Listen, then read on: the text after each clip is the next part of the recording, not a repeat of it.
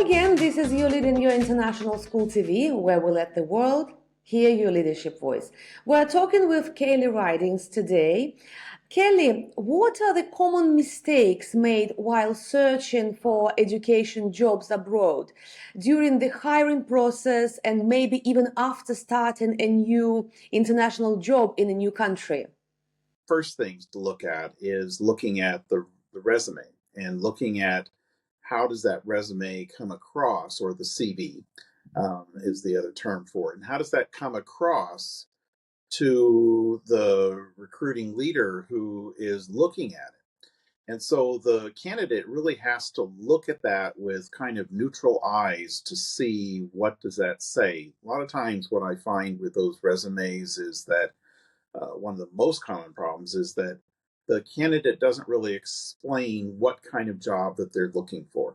And so it leaves the recruiter kind of guessing as to what they might be wanting. So it helps to have very specific kind of positions that the person is looking for, or they describe who they are. I'm a primary grades teacher, or early primary grades teacher, or I'm a uh, science teacher, middle school science teacher, or I'm interested in teaching high school upper level math. Another thing that is very common as a problem on resumes is when people don't really explain their positions that they've had in the past very well. So they might not put proper dates for when they were employed with the school, or they might not even list the school name. A lot of times they'll put things like just abbreviations. I worked at uh, M M MMS,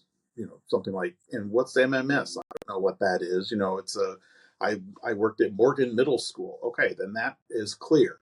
That also is to help to explain where the person worked. If it's internationally, especially, they've worked in different countries, but we don't, as a recruiting leader, we don't know where those countries, what country that is, perhaps. And so it helps to put all of that information. I think another thing that happens a lot of times with resumes is that people want to describe something about their job, but especially when it comes for teaching jobs, the teacher doesn't have to put things like, I graded papers and I entered grades and kept grades in the grade book.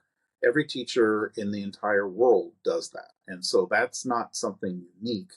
Rather, the description should put something about unique features that the teacher has done that describes what their role is. And hopefully the things that they're using to describe their job is also going to describe some of the main things that candidates are passionate about and what they have as real strengths in helping to make them a unique voice as a teacher, where they can show where they're coming from in their heart as a teacher. So for the Uh, resume, that's really important. Right. Speaking of the first, applying of the first international job, if the candidate only previously worked domestically, do they need to adjust their resume for the international jobs search? Yeah, I think there is something that they want to do a little bit differently. So, for example, they want to include their picture, for example, is something I recommend that they put on there. I talk about that in my book, Teach or Lead Abroad, about the purpose of using the picture. Sometimes people might say, well, I don't do that at home domestically. I'm not expected to put a picture. In some places, it might actually be discouraged. Like where I'm from in the United States, that wouldn't be a typical part of putting on a resume. But yet, in some countries, there is an expectation to put that photo there. They also might put on their nationality. They might add in their information about their family situation, especially if people are going to be working abroad. They might have a partner or a spouse. They might have children that are coming with them.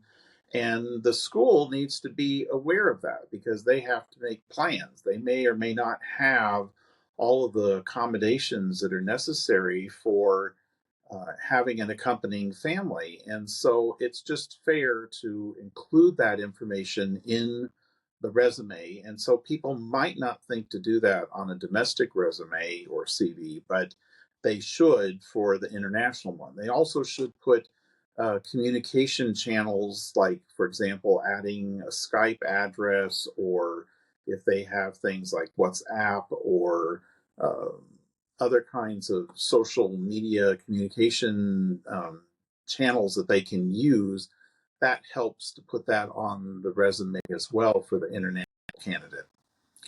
So it is better to be aware of the specific features the country you are applying to is using, correct? Yes. And Oh, yeah.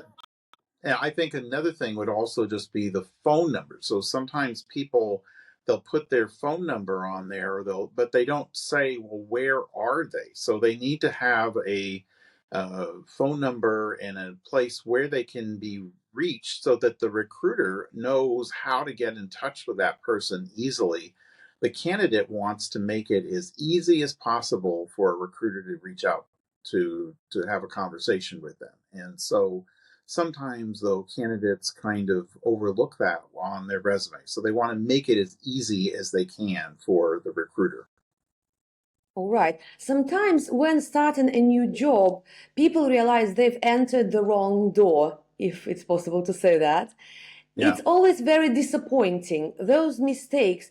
Is it because of the candidate made a wrong choice, or might be the school which hired that candidate didn't do a great job? Oh, yeah, though that happens, and it can happen both ways. So you've described that well. Sometimes the candidate themselves get so excited about the process, and they get focused on what I call finding a job, but they're not really finding the right school. And so they need to prioritize finding the right school, and then look to see what are the roles specifically that that school offers. And so sometimes candidates don't think about that, and they don't think about what are the things that are most important to them as they are looking for a role, and what do they want, not only in the school, but also the location of the school. Is it a good fit for them? And also, And is for, that a and maybe good for fit their for, family as well, maybe for not only for them. yeah. And that's the thing. And so, if a candidate and the family really loves being outdoors, well, then being in a big city where there's not really much outdoor space, that might not be a good match for them. Or if they just can't stand hot weathered countries, then, going to the Caribbean might not be the right place to be. And so they want to make sure that everybody in the family is happy and that they've got a good match. They've also got to plan ahead a little bit and think about what it is that they want in the school, and does that school have the things that match. Sometimes candidates come into a school and they expect the school to do all the changing to match them, and that's not what a school is going to do. And so the candidate has to figure out in advance about, okay, these are the things that are most important to me. Does this school match that? If it does, fine. If it doesn't, are these things I can live with? Or is this something that I need to maybe just make a pass on taking an offer and wait for something else? Schools also can sometimes get in a rush because school leaders might be in a hurry to fill a job. And so they want to get it done. They want to go on vacation. They want to get it finished. They think they've got to start and end right away. And And so they they, tick this box, it's done. yes. But the problem is that sometimes they tick that box too fast, and they picked a candidate who they think, well, maybe not the best, but I'm kind of okayish with it. And then when that happens, they're going to end up with a candidate who, when they hire them, might not be very happy, or they might not be very satisfied with what they are delivering as a teacher or as a employee in the school. And then that's when the hiring leader has to spend a lot more time working with that person to try to bring them up to speed, which is not always going to be easy. That's something I spend quite a bit of time in my new book that's coming out, The Gift Hiring Method, to talk about that process and how leaders can help to find right fit employees for their school and develop a system that makes that a very much easier way to find those kind of good fit employees. That's a really important thing. Thank you, Kelley. We've got a lot to discuss in the next chapter. Please stay with us, like this video and subscribe if not yet. And thank you for watching.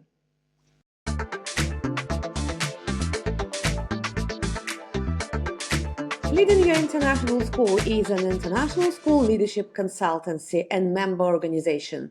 We support school principals and those who aspire to become one, with mentoring, training, and ongoing personal and professional development.